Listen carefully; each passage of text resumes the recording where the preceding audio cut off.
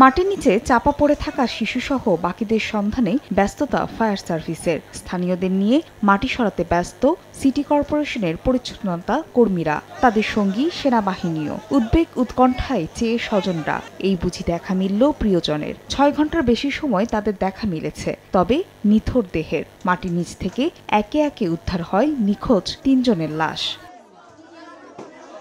গত কয়েকদিন ধরে কখনো মুষলধারে আবার কখনো থেমে থেমে বৃষ্টি হচ্ছে সিলেটে। সোমবার ভোররাত থেকে কয়েক ঘন্টার টানা বৃষ্টিতে সকালে ৭টার দিকে নগরীর চামেলিবাগে আধা পাকা ঘরের উপর ধসে পড়ে একটি টিলা। এতে ঘরটিতে থাকা ৭ জন চাপা পড়েন।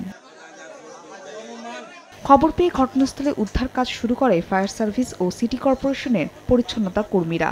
তাতে কাঁধে কাঁধ মেলান স্থানীয়রাও। উদ্ধার কাজে সহায়তায় 11:30টার দিকে যোগ দেয় সেনাবাহিনীর একটি দল। চাপা পড়াদের মধ্যে তাৎক্ষণিক 4 জনকে জীবিত উদ্ধার করা হয়। চিকিৎসার জন্য তাদের পাঠানো হয় ওসমানী মেডিকেলে।